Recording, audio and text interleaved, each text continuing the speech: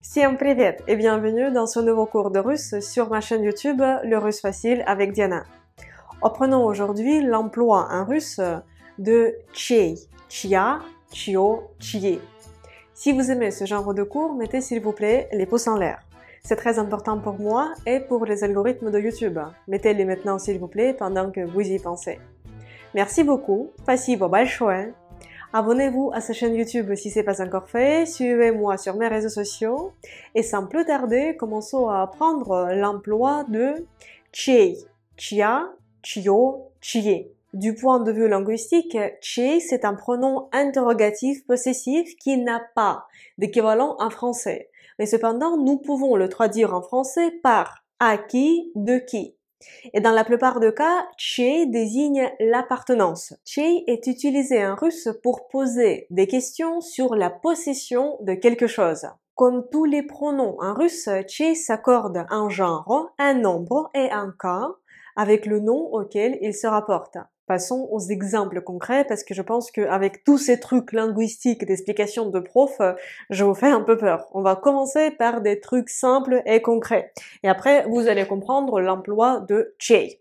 Alors, tout d'abord, écrivons чей sur le tableau. Alors, чей. Чей. Чей, c'est la forme du masculin чей. Il y a également la forme au féminin.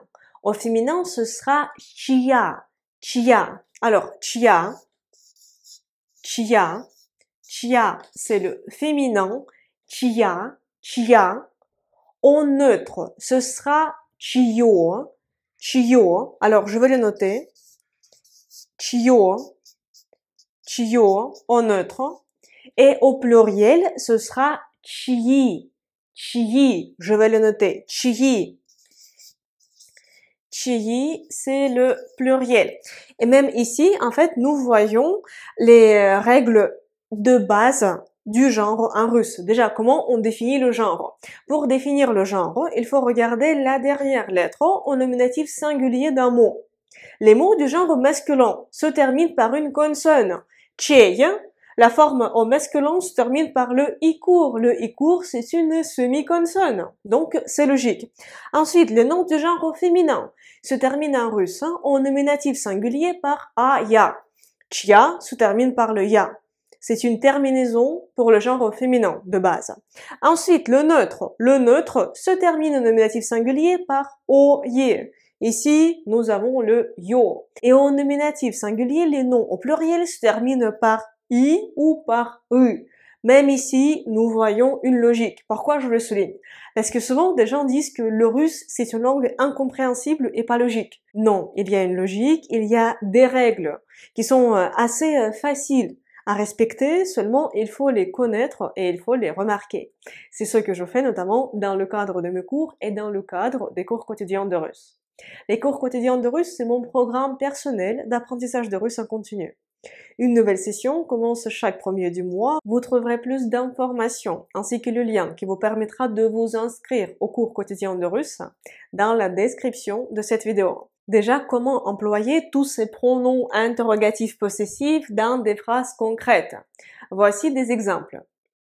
À qui est cette maison? Чей это дом? Чей это дом?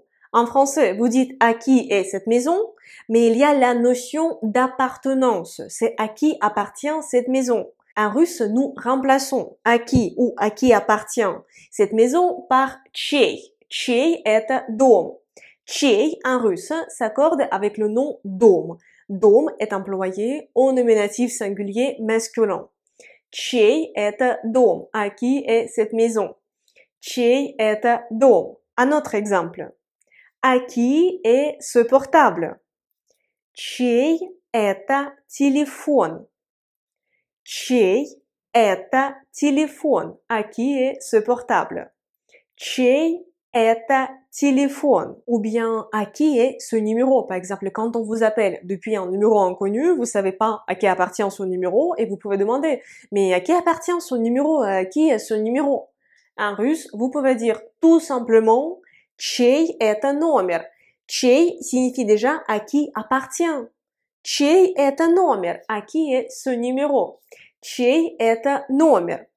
Чей s'accorde un genre, un nombre et un cas avec le nom auquel il se rapporte. Jusqu'à présent, les noms dom, téléphone, номер étaient du genre masculin. Si ces noms-là sont du genre féminin, il faudra employer чья, чья. Par exemple, à qui est ce stylo? Чья это ручка? Чья это ручка? À qui est ce stylo? Чья это ручка? À qui appartient, à qui est cette voiture? Чья это машина? Чья это машина? Чья s'accorde ici avec le nom машина. Чья это машина? Чья это машина? À qui est ce sac? Чья это сумка? Чья это сумка? À qui est ce sac?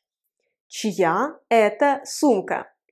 Passons maintenant aux exemples au neutre avec le pronom possessif interrogatif чье, чье.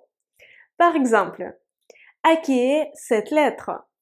Чье это письмо? Чье это письмо? À qui est cette lettre? Чье это письмо? Par exemple, vous voulez vous asseoir au théâtre, mais vous savez pas si une place est occupée, vous pouvez demander à qui est cette place? Чье это место? Чье это место? À qui est cette place? Чье это место? À qui est cette bague? Чье это кольцо? Ou à qui appartient cette bague? Чье это кольцо? Чье s'accorde un genre, un nombre et un cas avec le mot кольцо. Il nous reste encore les exemples avec чьи. Чьи, c'est la seule forme au pluriel pour le masculin, le féminin et le neutre. Par exemple, à qui sont ces clés? Чьи это ключи? Чьи это ключи? À qui sont ces clés? Чьи это ключи? À qui sont ces enfants? Чьи это дети? Чьи это дети? À qui sont ces enfants? Чьи это дети? À qui sont ces affaires? Чьи это вещи? Чьи это вещи? À qui sont ces affaires? Чьи это вещи? Écrivez s'il vous plaît dans les commentaires de cette vidéo vos exemples de phrases avec чей, чья, чье, чьи. Merci beaucoup d'avoir regardé ce cours, j'espère qu'il vous a plu. Si c'est le cas, mettez s'il vous plaît les pouces en l'air, parce que c'est très important pour moi et pour les algorithmes de YouTube. Mettez-les maintenant s'il vous plaît pendant que vous y pensez. Merci beaucoup, спасибо большое. Abonnez-vous à cette chaîne YouTube si c'est pas encore fait et suivez-moi sur mes réseaux sociaux, parce que j'y publie tous les jours du contenu sur le russe et sur la Russie. Si vous souhaitez commencer à apprendre le russe ou améliorer votre niveau actuel, je vous invite à rejoindre les cours quotidiens de russe. C'est mon programme personnel d'apprentissage de russe en continu. Une nouvelle session commence chaque premier du mois, vous trouverez plus d'informations, ainsi que le lien pour vous inscrire au cours dans la description de cette vidéo. Et moi, j'espère vous retrouver très bientôt dans une prochaine vidéo, sur ma chaîne YouTube, sur mes réseaux sociaux ou peut-être dans mon école de russe en ligne. Et pour l'instant, je vous dis до свидания, au revoir.